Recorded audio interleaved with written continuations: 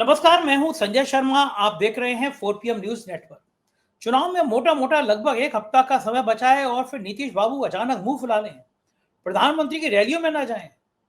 Nitish camp के लोग कहने लगे कि अगर मुख्यमंत्री नीतीश नहीं बने तो फिर अब मामला आर पार का। गुजरात लॉबी के हाथ पैर फूले हुए हैं। बिहार में वो होने जा रहा है जो गुजरात लॉबी ने सोचा नहीं था। क्या नीतीश बाबू लालू यादव के घर की घंटी बजाने वाले हैं? दैनिक भास्कर के राजनीतिक संपादक केपी मलिक से मैंने बहुत शानदार बातचीत की। आपको ले चलता हूं उनके पास। जानते हैं बिहार में क्या हो रहा है जो मोदी जी की कुर्सी डगमगा सकती है। 4 PM न्यूज नेटवर्क में स्वागत है आपका केपी मलिक साहब। और मुझे लगता है जो आप कह रहे थे, जो आप शंका जाहिर कर रहे थे, वो सच होती साबित हो गई है। मोदी जी की दो रैलियां और नीतीश बाबू गायब। मेरे सूत्र बता रहे हैं, मना कर दिया कि ये ले अपनी लुपट कुमारी अपने पास, बहुत नाच नचाए हो, पकड़ो अपना काम जाओ। और ये जो आप शक जाहिर कर रहे थे कि लालू कैंप बड़ा एक्टिव है नीतीश कैंप के संपर्क में, कहीं खेला ना हो जाए अगर नीतीश कुमार घोषणा पत्र जारी हुआ और उसमें भी नहीं गए। मामला बड़ा फंसता हुआ दिखाई दे रहा है केपी मलिक साहब। अगर नीतीश के ये तेवर रहे चुनाव से एक हफ्ते पहले, तो शायद अब गुजरात लॉबी के पसीने छूटने के दिन आगे क्या होगा, क्या लग रहा है आपको? देखिए संजय जी, दो बड़ी चीजें आज मैं देख रहा हूं बिहार के चुनाव से संबंधित।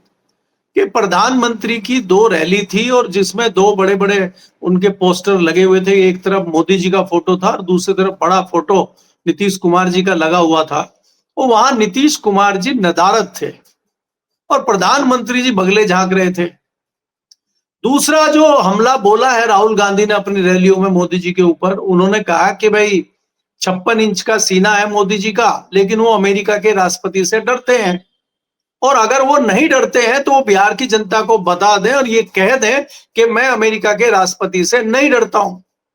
तो उन्होंने, जो प्रधानमंत्री जी की रैली हुई है, उनका जो बयान आया है, उन्होंने कहा कि ये जो कांग्रेस और आरजेडी हैं, ये छठ मैया की अपमान कर रहे हैं, छठ मैया का अपमान लगातार कर रहे हैं ये, और इनको सजा दिलानी चाहिए कि नहीं। वो जैसे अपने अंदाज में पूछते हैं कि सजा दिलानी चाहिए कि नहीं चाहिए, इनको सजा दोगे कि नहीं दोगे।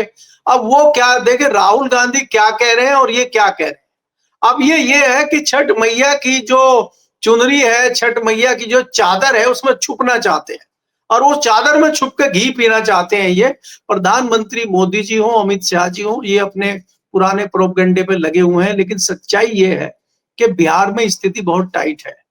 नीतीश कुमार ने साफ साफ कह दिया है। आपको याद होगा कि अभी 2 दिन पहले अमित शाह ने एक भाषण दिया था। उन्होंने कहा था 500 साल से रामलला जो है टेंट में है। अब हमारी जानकारी तो ये है कि आजादी के बाद शायद राजीव गांधी के जमाने में ताला खुला था और उस दौरान रामलला को टेंट में रखा गया था। लेकिन भाई देखिए, हम तो आम आदमी है, अमित शाह जी देश के गृह मंत्री हैं, उनके पास ज्यादा जानकारी है। तो हो सकता है कुछ तथ्य उनको मिल गए हो, इस आधार पर वो कह रहे हो कि 500 साल से रामलला टेंट में है। और उनको टेंट में रखवाने के जो षड्यंत्र था, उसमें RJD, JDU, Samajwadi party, Congress सब शामिल थे। तो संजय जी, ये शायद मुगल काल में, अंग्रेजों के काल में, और उसके बाद जो है ये बाद में भी समाजवादी पार्टी और आरजेडी तो रही होंगी उस टाइम, मुगलों के साथ मिलकर रामलला को टेंट में रखने के लिए जिम्मेदार है। तो इस तरह के जुमले चल रहे हैं वहां पे। और जैसे ही इन्होंने जेडीयू का नाम लिया कि जेडीयू भी उसमें शामिल थी, एक तो नीतीश कुमार वहीं खुंदक खा गए।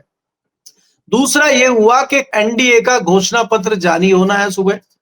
उस घोषणा पत्र में नीतीश कुमार को प्रेस कॉन्फ्रेंस में मुख्यमंत्री घोषित करना है, ये उन्होंने पूछा नीतीश कुमार ने। तो दिल्ली से कोई संतोषजनक उत्तर उनको नहीं मिला है। अब कल सुबह 10 बजे तक का समय आपके पास है। आप देखेंगे कि भारतीय जनता पार्टी, हमें नहीं लगता कि उनका नाम मुख्यमंत्री के लिए घोषित करेगी, क्योंकि आज प्रधानमंत्री ने अपने भाषण में भी कहा है उन महिलाओं को, देखिए आप जो है छठ मैया की इज्जत बचाइए, छठ मैया का जो अपमान हो रहा है उसको बचाइए और इनको सत्ता से बाहर करिए। और जो शपथ ग्रहण समारोह होगा एनडीए का, जब हमारा मुख्यमंत्री बनेगा, उसमें आप भी आइए। तो वो एनडीए का मुख्यमंत्री बना रहे हैं, नीतीश कुमार को मुख्यमंत्री वो नहीं बना रहे। तो ये इस तरह की जो चीजें हो रही है, इससे साफ नजर आता है कि नीतीश कुमार को तो ये सीएम का उम्मीदवार घोषित नहीं कर रहे हैं। तो नीतीश कुमार भी अपनी रणनीति चल रहे हैं और मुझे लग रहा है कि इस पर बड़ा हंगामा कल सुबह ही हो जाएगा नीतीश कुमार की ओर से। और उन्होंने अपने तेवर तो आज ही दिखा दिए दोनों रैली में ना जाके। दूसरी घटना में अंत में जोड़ता चलूं संजय जी, कि आज मजेदार बात यह हुई कि लालू के गढ़ में, छपरा जिले का जो सारण विधानसभा है, वहां पे जो रैली हुई प्रधानमंत्री जी की, उसका मंच संचालन रूडी जी कर रहे थे। और वो नीतीश कुमार जी नहीं आए, इसलिए चिराग पासवान को मंच पर बुलाया गया था। और वहां पे वो गढ़ है लालू का, और रूडी जी मंच संचालन कर रहे थे। जब प्रधानमंत्री जी ने उनको आंखें मिली तो एक बार तो तमा गई और हल्की सी खींच मिटाते हुए मुस्कुरा के साइड से निकल गए। ये चीजें भी लोगों ने नोट करी हैं। तो बहुत सारी चीजें बिहार में दिखाई दे रही हैं। तो मामला फंसा हुआ तो लग रहा है जी। बिल्कुल ठीक कह रहे हैं आप कि मामला इसलिए फंस जाएगा कि नीतीश अगर नाराज होते हैं। पहली बार कांग्रेस ने और तेजस्वी यादव ने पिछड़े और अति पिछड़े वोटों पर इतना जबरदस्त काम करना शुरू किया है, इतना बढ़िया मैसेजिंग देने शुरू करी है, इतनी बड़ी बात करना शुरू करी है।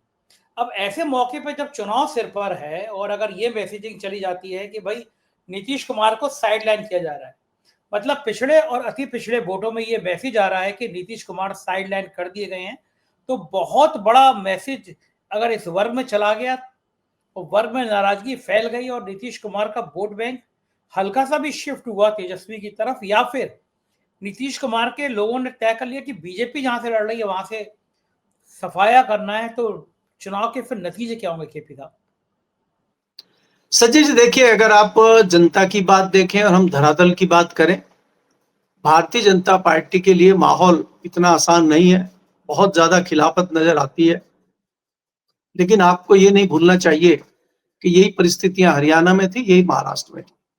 भारतीय जनता पार्टी कहीं ना कहीं बहुत आश्वस्त नजर आती है कि वो बिहार में हरियाणा और महाराष्ट्र की तर्ज पर सरकार बनाने जा रही है। उसका सबसे बड़ा कारण है जो अपने ज्ञानादेश हैं। ज्ञानादेश साहब जो है वो ज्ञान उसी का देते हैं जो आदेश ऊपर से उनको आता है, अमित शाह जी का।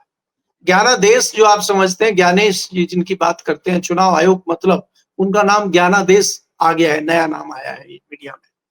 तो वो आदेश पारित करते हैं, वो क्या करते हैं, क्या चीजें देख रहे हैं। दूसरा, तीनों एजेंसियां लगी हुई हैं, क्योंकि चुनाव में इस बात से आप भी नहीं पीछे हटेंगे कि भाई पैसे का तो खर्चा होता है, आपके टेंट है, आना जाना, दुनिया भर की चीजें होती हैं।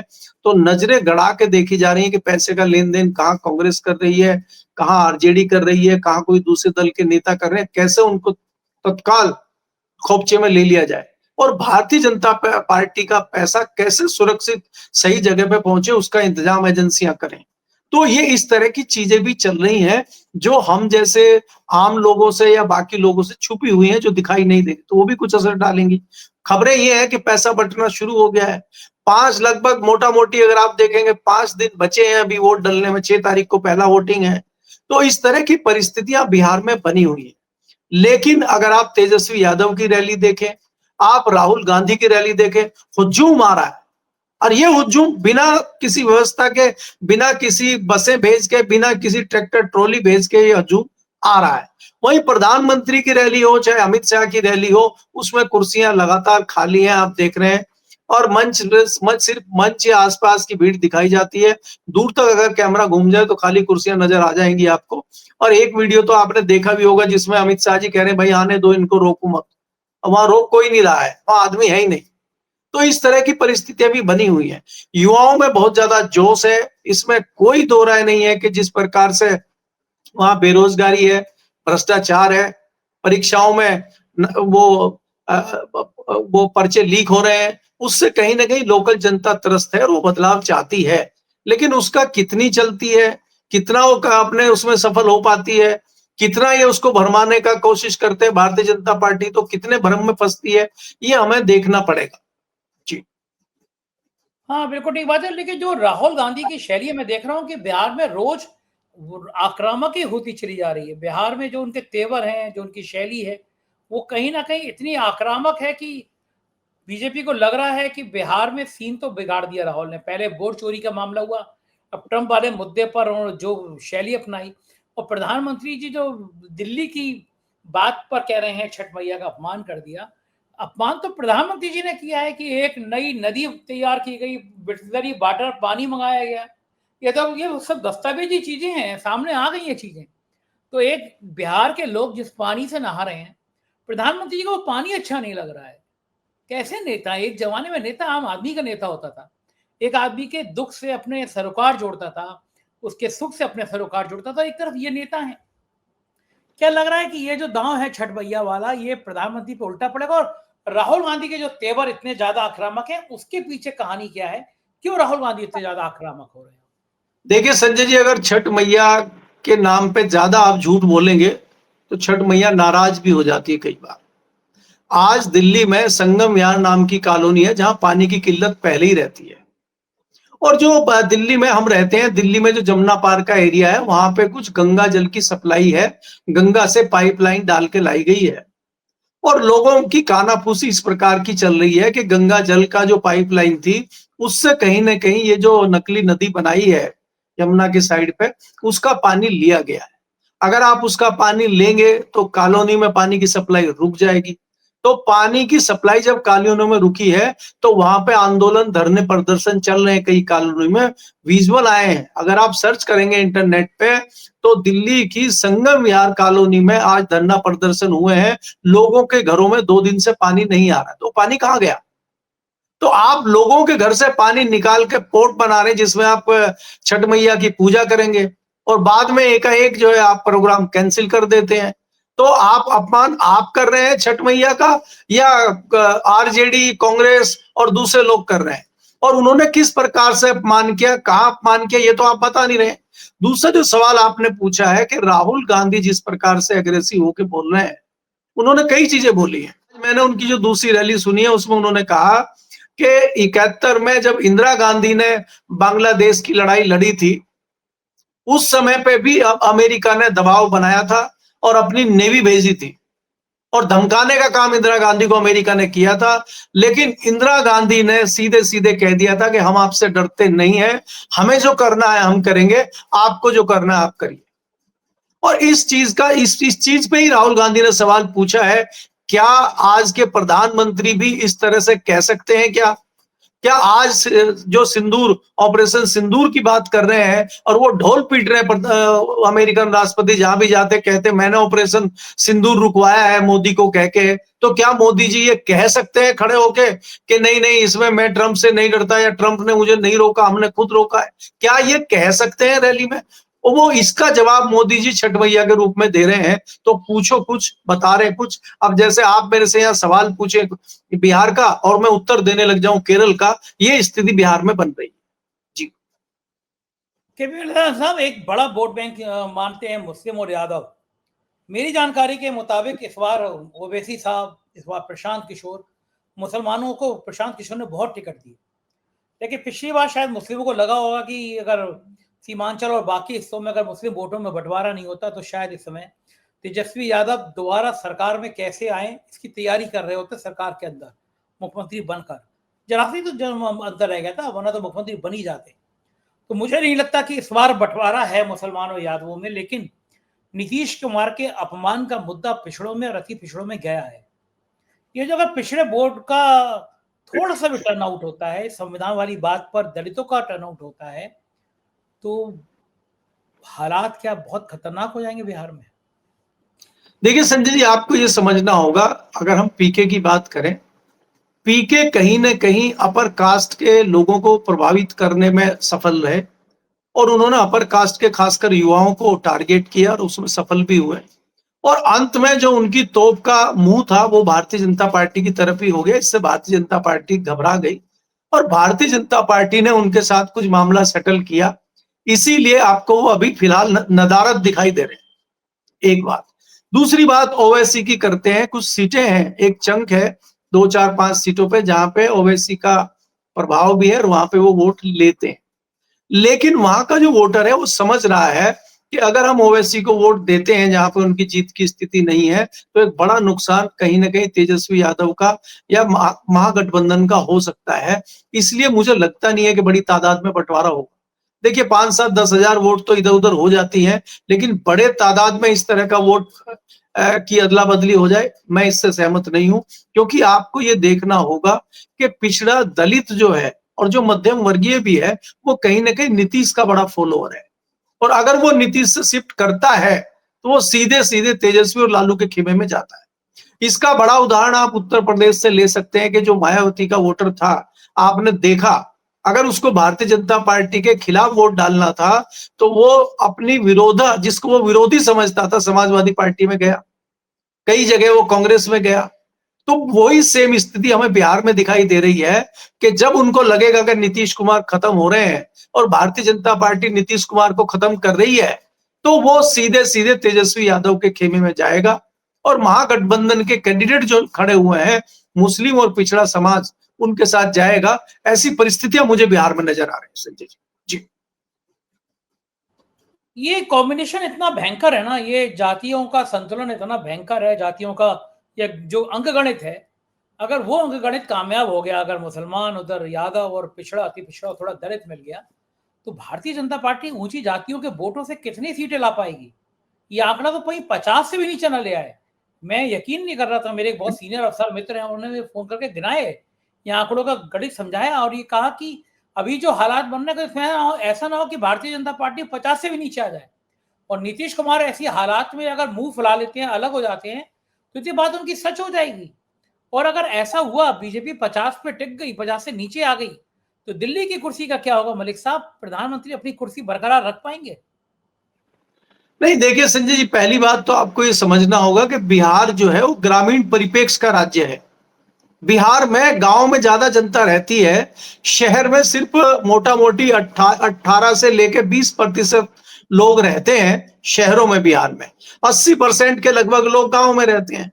तो गांव की विचारधारा के लोगों में ज्यादातर जातीय समीकरण बनता है, उसके बिना वो चलते नहीं है चुनाव में, चाहे आप कुछ भी करें। आप तो उत्तर प्रदेश में देखिए भाई, आप लखनऊ में, इलाहाबाद में आप बात कर सकते हैं, या किसी मेरठ में या किसी बड़े शहर में बात कर सकते हैं कि वहां पे भारतीय जनता पार्टी मजबूत है। हम गाजियाबाद की बात करें, नोएडा की बात करें, अगर हम पश्चिम उत्तर प्रदेश की बात करते हैं, तो भारतीय जनता पार्टी बहुत मजबूत रहती है। लेकिन वही गांव आते आते पिछड़ जाती है। क्यों? क्योंकि गांव में जातिवाद और गांव में जो है पिछड़ा ज्यादा अपने उसके हिसाब से वोट डालते हैं कि हमारी पार्टी का कैंडिडेट कौन है और हमारी जाति का कैंडिडेट कौन है, उस आधार पर वोट डलता है। तो इस ऐसे मामलों में तो तेजस्वी यादव और नीतीश कुमार भारतीय जनता पार्टी से कहीं आगे हैं। तो ग्रामीण क्षेत्र से बड़ी तादाद में वोट मिलेगा तेजस्वी यादव को। और आप देखिएगा, इसमें सहायक होंगे नीतीश कुमार, क्योंकि मैं 100% पूरे विश्वास के साथ कह सकता हूं कि भारतीय जनता पार्टी एनडीए का मुख्यमंत्री चेहरा नीतीश को घोषित नहीं करेगी। यह आपको बता दिया, प्रेस कॉन्फ्रेंस में देख लीजिए। और इन परिस्थितियों में नीतीश कुमार को कुछ ना कुछ करना पड़ेगा। अगर उन्होंने नहीं किया तो उनकी जनता भी उनको अगली मायावती मान के बैठ जाएगी और जनता तुरंत शिफ्ट कर जाएगी। 4 बार की उत्तर प्रदेश की मुख्यमंत्री की हालत आप ये देख रहे हैं कि आज उनका एकमात्र विधायक है और वो भी अपने बलबूते है। उसमें मायावती जी का कितना सहयोग है हमें नहीं पता। तो कहीं अगर नीतीश कुमार कुछ नहीं करते हैं तो उनकी ये परिस्थिति हो सकती है। लेकिन नीतीश कुमार इतनी आसानी से चुप बैठ जाएंगे, मुझे ऐसा लगता नहीं है। तो इसलिए नीतीश कुमार जी कोई बड़ा पासा फेंकेंगे। और मैं पहले आपके चैनल पे कई बार कह चुका हूं, उसी को दोहरा देता हूं कि नीतीश कुमार को जब ये लग जाएगा कि भारतीय जनता पार्टी उनको सीएम नहीं बना रही है, तो उनको लिए एकमात्र रास्ता बचता है लालू निवास। और लालू निवास की घंटी बजाने में उनको कोई देर नहीं लगेगी। वहां चाचा का स्वागत करने के लिए जो है तेजस्वी यादव है, और देवर का स्वागत करने के लिए राबड़ी थाली में दिया जला के और टीका करने के लिए तैयार है। तो ये परिस्थितियां भी आप बिहार में देख सकते हैं, और उसके लिए नीतीश कुमार जी जाने जाते हैं कि वो बहुत जल्द फैसले लेते हैं। जी बिल्कुल ठीक कह रहे हैं। और एक आखिरी सवाल, अगर बिहार हाथ से गया तो फिर क्या मोदी जी की कुर्सी बरकरार रहेगी, आसान रहेगा, गुलाब के फूल लगे रहेंगे, या फिर उसके कांटे चुभने लगेंगे मोदी को?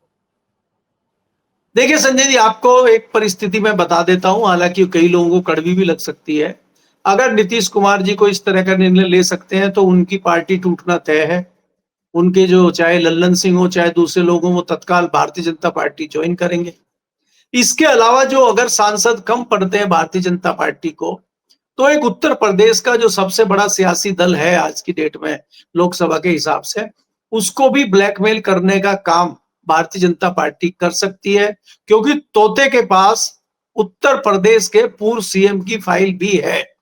ये भी आपको नहीं भूलना चाहिए। तो अब वो उस पर चाचा भतीजा ब्लैकमेल होंगे कि नहीं होंगे? क्या वो इतनी हिम्मत दिखा पाएंगे कि ना डरे? तो सरकार दिल्ली की चली जाएगी। अगर चाचा भतीजा डर गए तो फिर सरकार बची रहेगी। और चाचा तो थोड़े डरते हैं, भतीजा तो फिर भी थोड़ा जोश दिखा देता है। ये तो आपको भली भांति पता ही है। जी। बिल्कुल ठीक कह रहे हैं, क्योंकि हालात दिन पर दिन अब खराब हो रहे हैं एनडीए के लिए। बहुत बहुत शुक्रिया केपी साहब, आपने मुझे इतना समय दिया, बातचीत की। Thank you. ये थे केपी मलिक जी। पूरी बातचीत आपने सुनी, कैसी लगी बातचीत बताइएगा जरूर। शुक्रिया, थैंक यू।